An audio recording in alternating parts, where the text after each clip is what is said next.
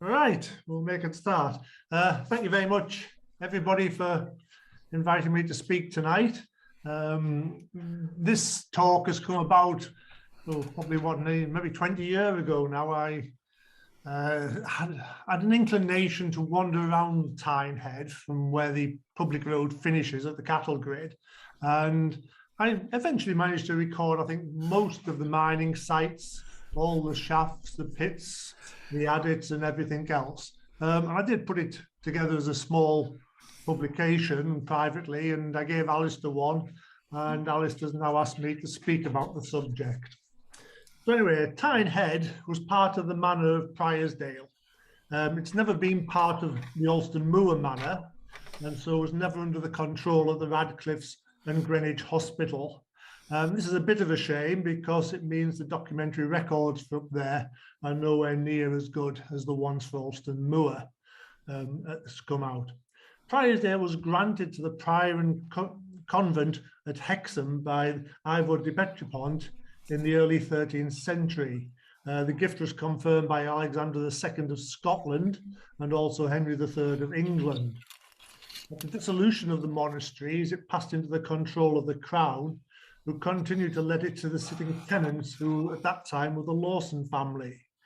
By 1588, it would appear that the Lawsons had bought a considerable area of the land. Thomas Lawson in 1588 divided Priorsdale into 3 liberties and conveyed them to several different owners. There was the Eschgill liberty, the Whole liberty, and the Hill liberty. So this is the area we're talking about. Alston's just off the top of right. Yeah, so Manor of Tynedale is this bottom part of the map here. Alston is just off the top of it. The River Tees forms the boundary on the bottom side here, going up to Crossfell on the left. And like I say, we're split into 3 liberties. There was the Ashgill or Eschgill liberty, the Hall liberty, and the Hill liberty. And this is the Hill liberty, basically, which we're going to be looking at tonight. The Hill liberty was then split again into a Tynehead and Hill messages at some point. And the Tynehead part became known as the manor of Tynehead.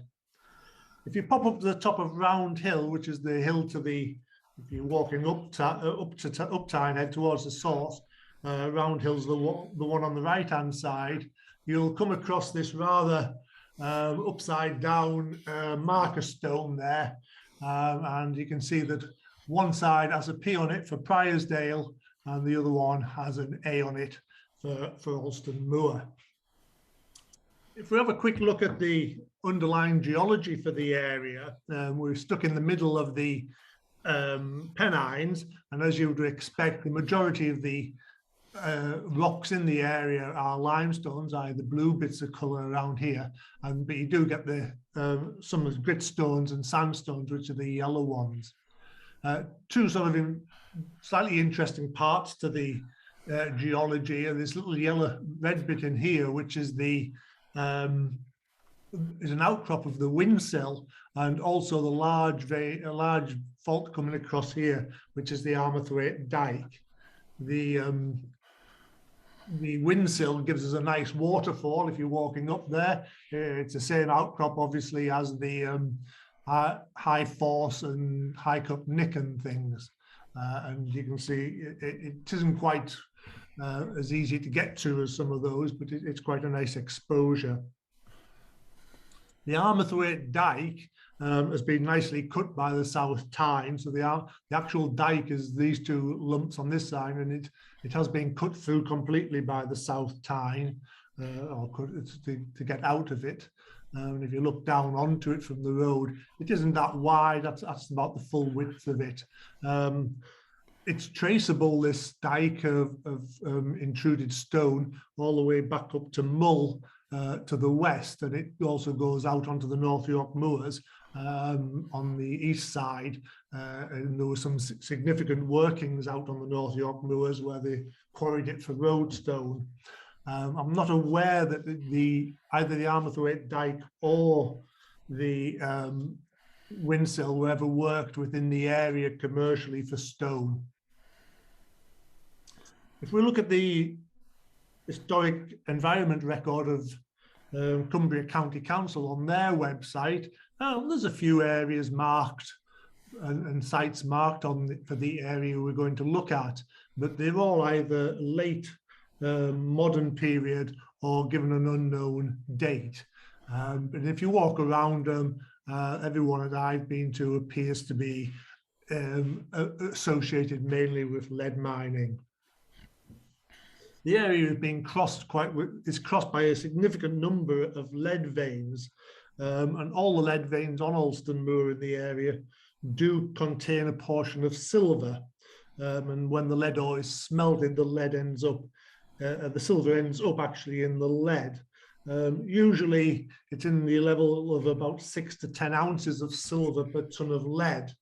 But there's claims that some of the Tynehead veins, especially the Stour Crag and the St. John's and Clargill Head veins, are said to have contained between 35 and 45 ounces of lead per ton. But as far as I'm aware, nobody's ever saved any samples to allow us to analyse them these days. It is possible that the Romans were mining up here, and again, in the medieval period, there was possibly mining up here.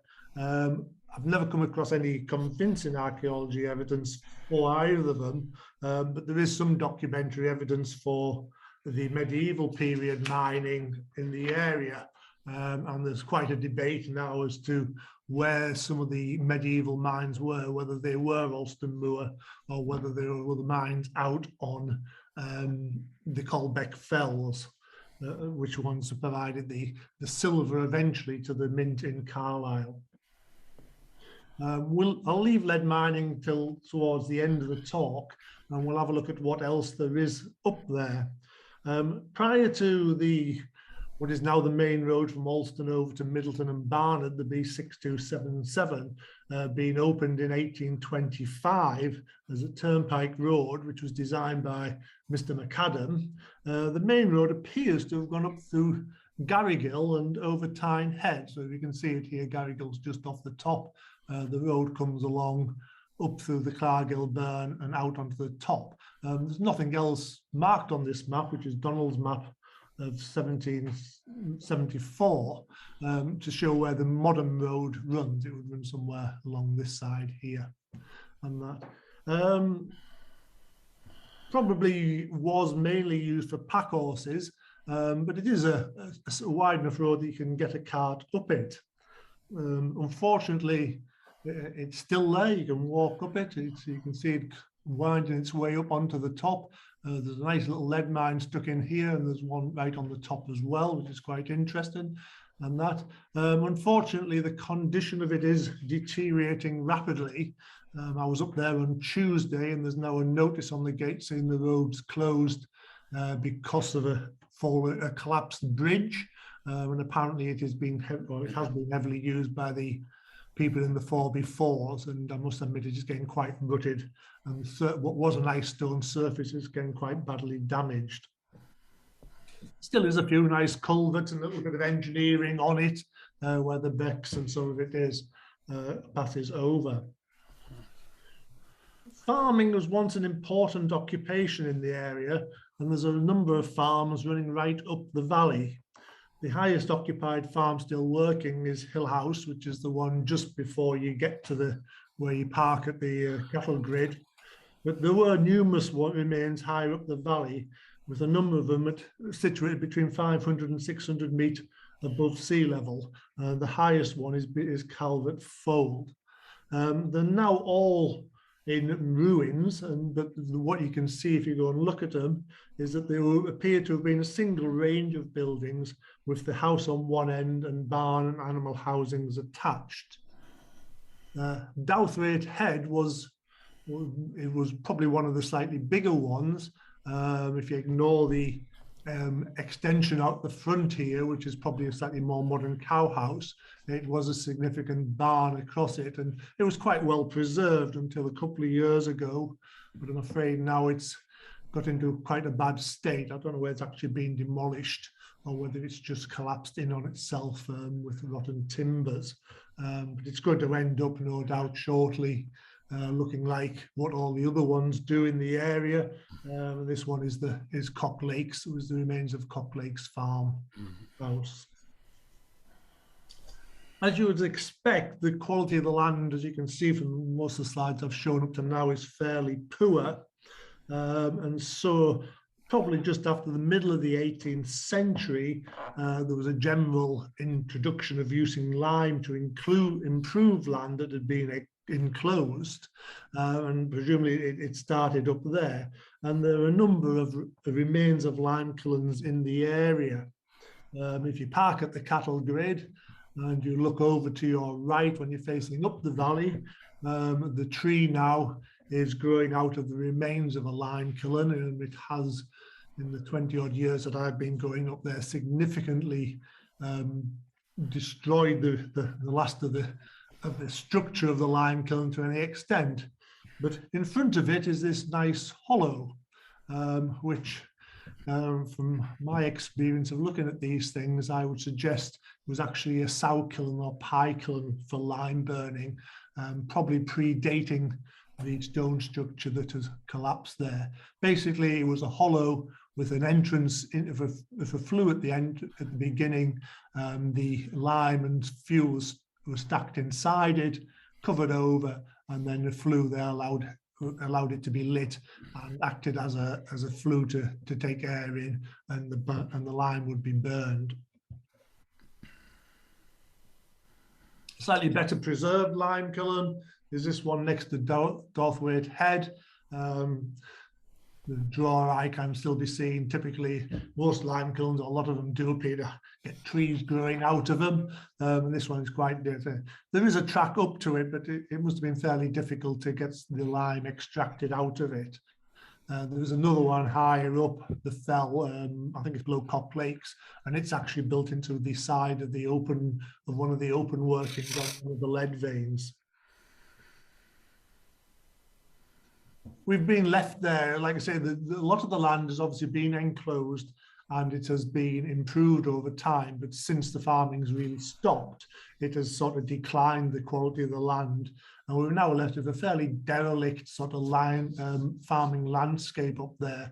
And you can see there's a number of derelict farm walls, a bit of a derelict sheep pen on here, the Cock Lakes farm at the top there, derelict, and the walls running up and down. But like I say, I was up there on Tuesday, and it's nice to see that actually quite a few of the walls have recently been repaired. And so somebody is looking after them and that. And there's still a number of sheep and cattle grazing it, but how long, much longer for, I'm not quite sure. I've never really been convinced by all this tree planting on these very high fells. I'm not quite sure what they expect them, how fast they expect them to grow up there, but yeah, we'll wait and see. We'll move on and have a look at the mining area. There is some small coal pits in the area, but I've never yet found any documentary evidence to suggest when they were worked or how active they were worked. The quality of the coal was probably quite low, and the market was probably quite limited. And I would suggest that the majority was probably used locally, and again, quite a lot of it would probably be used either for lime burning or in the smelt mill. And it is lead mining that totally dominates the mining, the remains in the area and the history of it. Unlike, again, as I said, unlike Alston Moor, where we have quite good records for a lot of the mines there, the records for the mines in this area appear to be fairly poor. The London Lead Company did work some occasionally, but not to any great extent.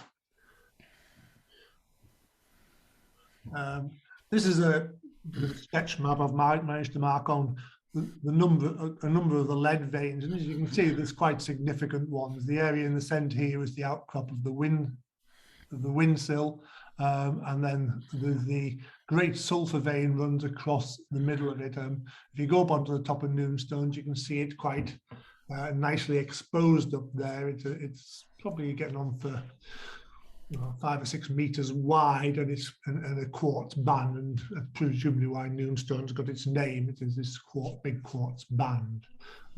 Did contain a lot, or contains a lot of pyrites as well as lead and some copper. And you can see there's a numerous veins marked in red on the area. The Armatherite dike runs through in this place as well.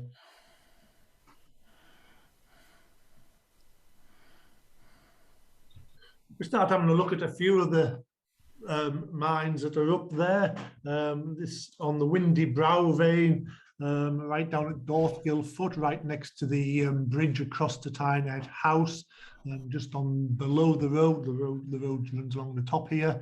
If you go down there, this is Dorthgill Foot vein.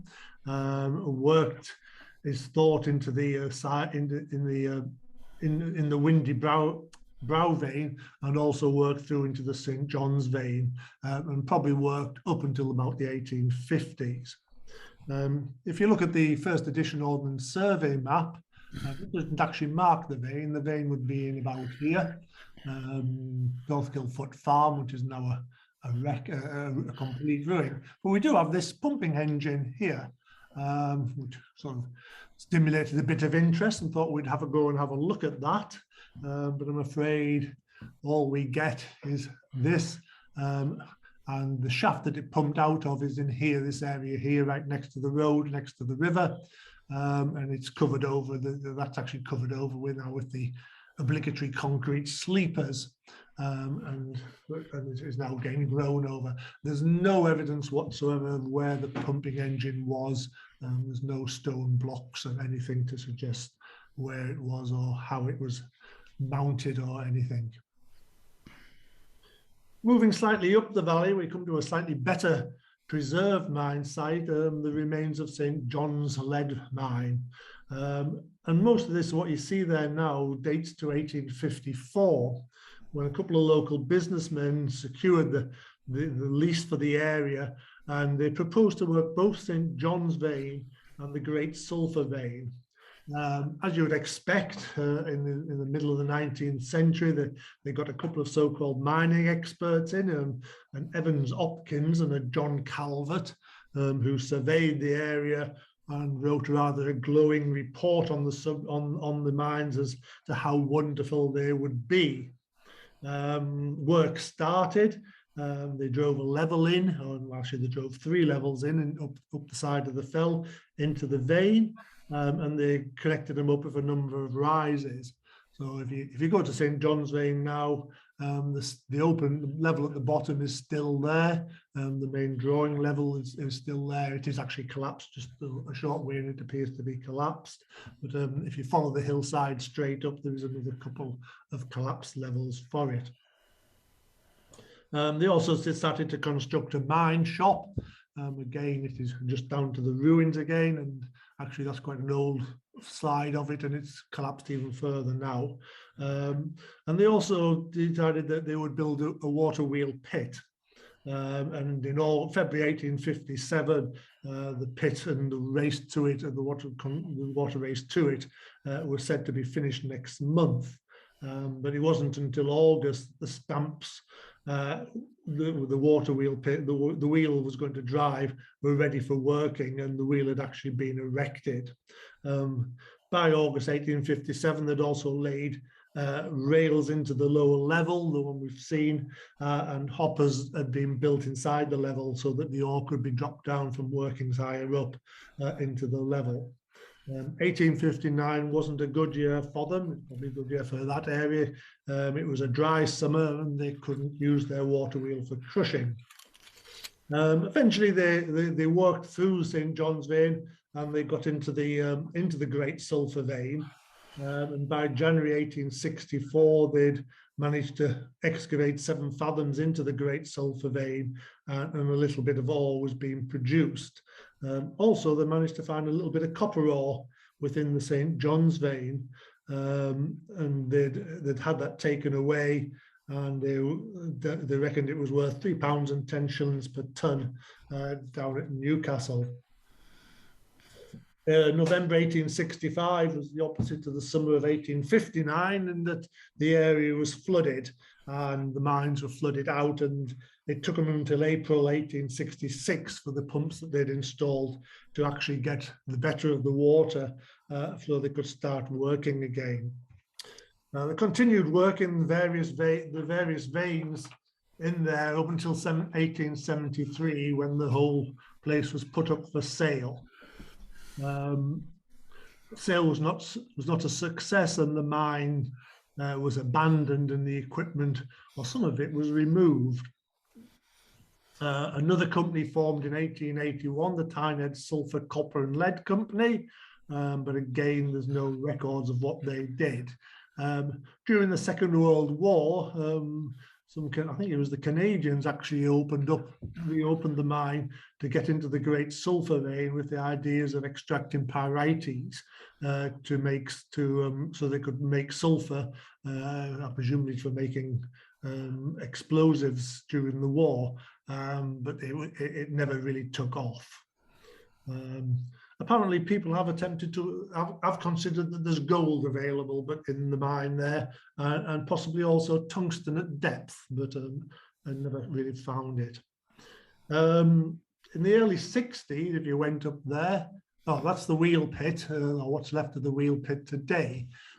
If you went up in the 1960s, the wheel was still, part of the wheel was still there, and what would appear to be the crushers that it drove next to it as well. Whether they were the ones way back from the 1870s or whether the ones that were installed during the Second World War, how much I don't know. The wheel was also used for pumping for a shaft, and the shaft is still there. None of the base for that pillar is still there. That one I haven't found, and the shaft's still there. But it was a water wheel for pumping system, similar to the Isabella one on the Isle of Man, using a series of rods on pump rods to move it to get the work going.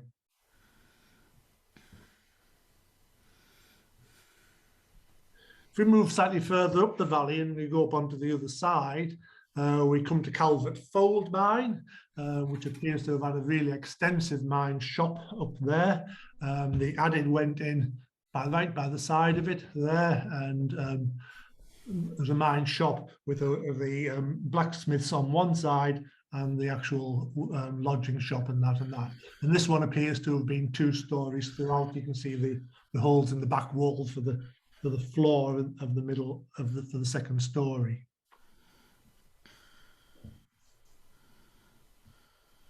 This one appears to have worked originally in the 1850s and the 1870s, but people did look inside it, hence the tin sheeting and the supports on there, and also some of the alterations that appear on the tip during the 20th century, but I don't think there was a great deal extracted from it.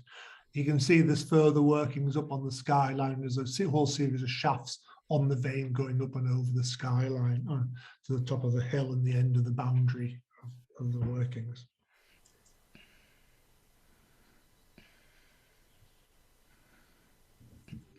The line of the veins are quite obvious if you look at them from this aerial view off of Google Earth. You can see them. A lot of the veins were worked by open casting to start off with, so they worked along the line of the vein, just hacking it out of the side of the moor and that. I haven't found any, although there's some hushes marked on the maps, I've never found any great evidence for them, and there's none of them appear to be associated with any significant water features, dams and that, to give you the washings and that. And once they got through open workings, then there's a whole series of shafts were sunk into the vein as well. There's another one goes across there, another vein there. They're all to the east, nearly all the major workings are to the east of the main road. This one there, yeah, go back. This is a line of shafts that show up the shaft mound. So there's 1, 2, 3, and if you go over the top, there's another couple there on one of the lines of the shafts up on the watershed. Technically, archaeologically, they're shaft mounds because you don't actually know what's underneath them.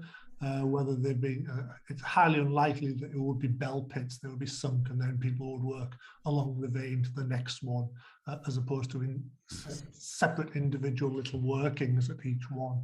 They would all be joined up. A lot of them were put in mainly for ventilation as well. And you can see the open working there where they've basically quarried the line of the vein out as they've gone up, with a small area where they've dressed the ore and broken it up a bit smaller before and separated it out before transporting it off. Again, as you come up the road, right on the side of the road, going up to Moor House, you come to both Dosey and the Tyne Bog veins, and the Tyne Bog vein apparently produced between them they produced just over 1,200 tons of ore, lead ore, between 1811 and 1870. Slightly higher than normal, or to the top end of the normal range. Apparently about 8.1 ounces of silver to the ton was recorded there in the 1850s. When you get to Tyne Bog, right on the side of the road, there's another nice little wheel pit, again, about 5 meters by 0.6. And where I've stood to take that actual photograph, I'm actually stood on the top of a shaft, and this wheel was used to pump water from the workings below the level. So the Tyne itself, or what becomes the Tyne, is this little ditch of a stream in front of it. The water for this wheel took me a while to work out where it came from and where it got to, but eventually all you had to do really was turn round, and on the other side of the track, and there's obviously been a stone parapet built in there, which is only just a lot of it's being done, and you can see the line of the leat disappears off to the right here and goes along. Interestingly, it passes over what is now claimed to be the source of the Tyne, the small spring. The leat passes over the top of it by about 6 feet above it, and it originates from a large sort of boggy area right on the actual watershed of the between the Tyne and the Tees up there. There's no evidence of a dam or anything on the watershed. It just is a boggy area which they appear to have drained off down this leat. Water was always very important, as we've seen already in lead mining, both as a main power source. Basically, it was free, and there was most years there's plenty of it, as you all know, up there. So you might as well utilize it. Transporting and taking coal and getting steam engines or parts of steam engines up there and constructing them would have been expensive business. Building water wheels and that technology that was well known was a lot better. So it was used for everything, both from separating and for pumping water, and for separating ores out as we went along. There's quite a lot of dressing floors, but there's no evidence left in the archaeology of actual process of dressing up there that I've come across. They've obviously managed to break the ore up, or what they've extracted up, and separated the ore out, but there's no real evidence for puddles or anything like that on any of the sites. You just get the fine waste, quartz weights left up there in places. Like I say, water was quite important, and they obviously went to considerable effort to ensure there was always a good supply. And there's leats all over the area.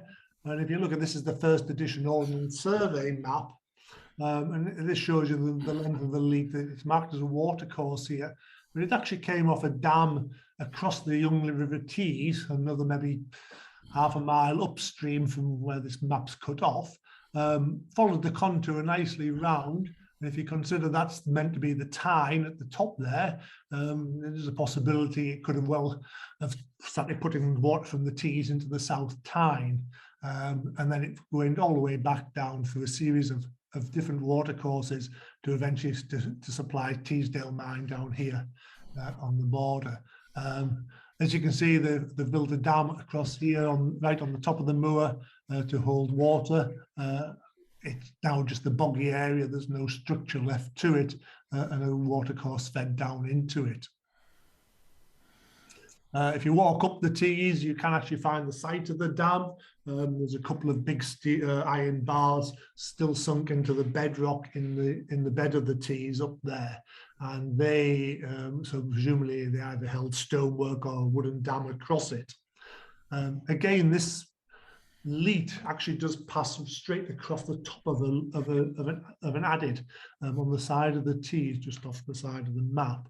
And it's quite easy to follow. If you go up there, you can see the line. Oops, you can see the line of the adit springing round. That's Tyne Green, the site of Tyne Green mine there. So that's the Tyne. This is in the Tees Valley.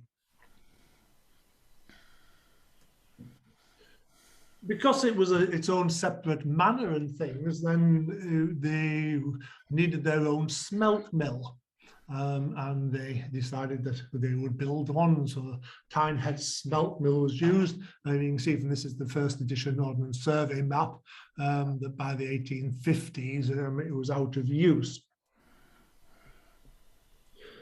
It was built at the end of the 18th century. In 1796, it was owned by Utrecht Walton and Company, and was a fair size. It was producing 8,000 pieces of lead per year.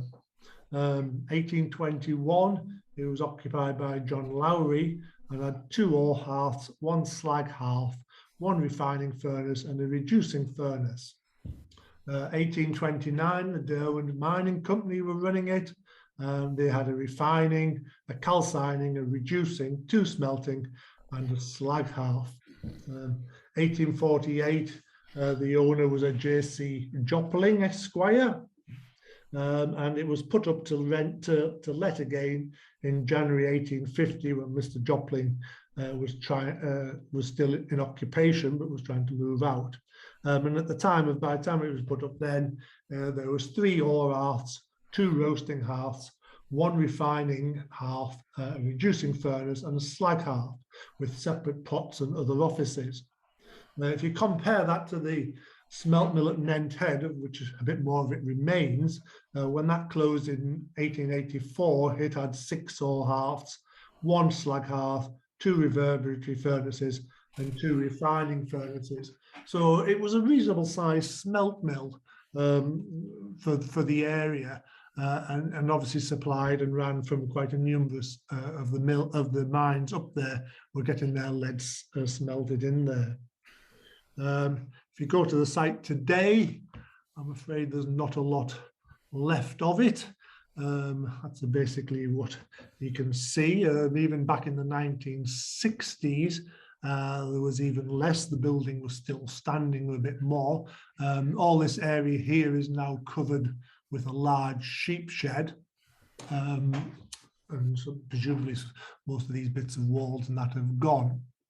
The main this is the line of what was the flue that took the fumes away, and on the assumption it was designed basically like most smelters in the North Pennines, the flue would have run along a wall in the top here, and the various hearths would have been at either side of it, and driven by bellows. Presumably there was a wheel pit somewhere for a water wheel to power the bellows to get the blast through the furnaces. But neither the Ordnance Survey map doesn't show a wheel pit at the present. There was quite a large, long horizontal flue left it. By the 1780s, it was realised that lead smelting was not a good occupation. It wasn't good for the fumes that were produced, and it wasn't good for the surroundings. And they produced long flues, usually up onto the top of the hill, and put a chimney on the end of it to disperse the fumes away, and also to give a bit of a draw as well.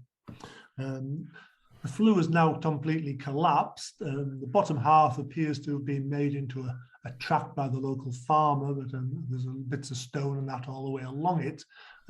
It is just about wide enough to have been a double flue. It doesn't say on any of the maps or anything what it was, but the width there, unless it's just been, the stone has just been spread out sufficiently to make a wide track or not, but if the actual foundations are under there, it could actually be in a double flue. When you get up towards the very top of it, it becomes a bit more flue-like. You can see the line of the flue, and obviously the stone arching that is over the top has collapsed in, and a lot of it has been removed.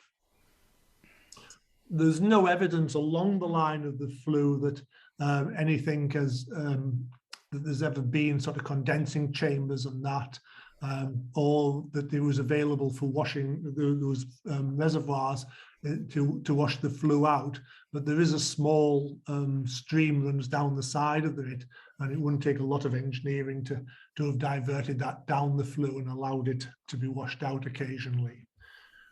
When you get to the top, I'm afraid the chimney is completely gone. It appears to have been a nice little square chimney, but there's nothing left of it at all. One of the interesting things is, if you go back to the first edition Ordnance Survey map, there's a nice little weighing machine mark next to the side of the track up on the, as you come out of the smelt mill, heading off towards Garrigill.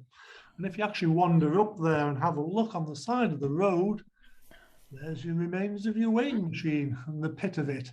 Yeah, unfortunately, the plate with Avery or whatever, or stamped on it or whatever it was that was used, has long disappeared.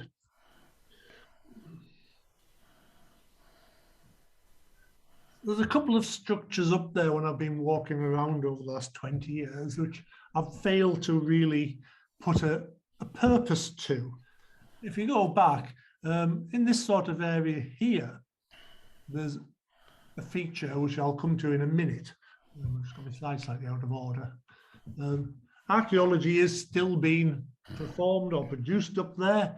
This is the stone monument that was put in, and apparently if you peer through the little hole in the center from the correct angle, you will see the source of the Tyne.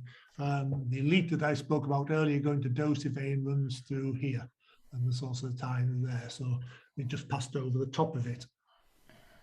Like I said, when I've been looking around up there, there is a couple of structures that have sort of baffled me and still do to some extent. There's this one on the far side of the river, just above the smelt mill. It's collapsed a bit more. It looked a bit like a bridge abutment. This side, as you can see, the road's been totally rebuilt. It has been totally washed away. So whether there was one on this side or not, I'm never sure. The only problem was, why put a bridge there? There's nothing on the other side whatsoever for a bridge to go to. There's never been any structures. There's no evidence of a track or anything. The only other option I've got is it was the start, or it's been part of the dam to supply water to the smelt mill to power a water wheel there. But there's no evidence of a leat or anything leading out from it or across the land between there and the top of the where the smelt mill site is. And again, upstream of there, the river is actually quite well contained between these banks. So the actual amount of water you would hold back would be quite marginal. It's not a large area you could flood as a reservoir.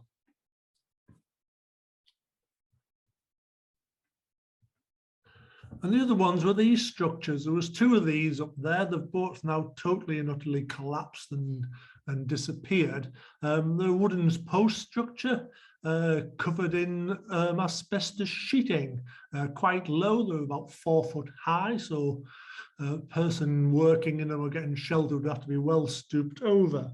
One day when I was up there, I was talking to a local farmer. He wasn't 100% sure why they were built. He'd heard that they were an experiment by the agricultural department of Newcastle University as a means of sheep shelters for the winter, something they built in the 1960s as a trial, as a trial to see if it would help as a sheep shelter for the winter to keep the sheep in and keep the snow off them. Like I said, by the time the 1990s came, they were obviously quite derelict, and they have both now totally collapsed. If anybody has any ideas or doesn't know where what they were built for or who built them. I'd love to hear about it. One of my other subjects I get quite passionate about is sheepfolds and that, and so that would be one. I've tried looking in some of the agricultural journals and things in the 1960s. I've never seen it reported and things. So that sort of basically finishes my talk for tonight. Like I said, I did do a survey. If anybody would like a copy, I'll hopefully have it uploaded onto my website as a PDF, and you can download it in the next couple of days. Solway Pass is the website. And if anybody's got any questions, I'll quite happily try and answer them.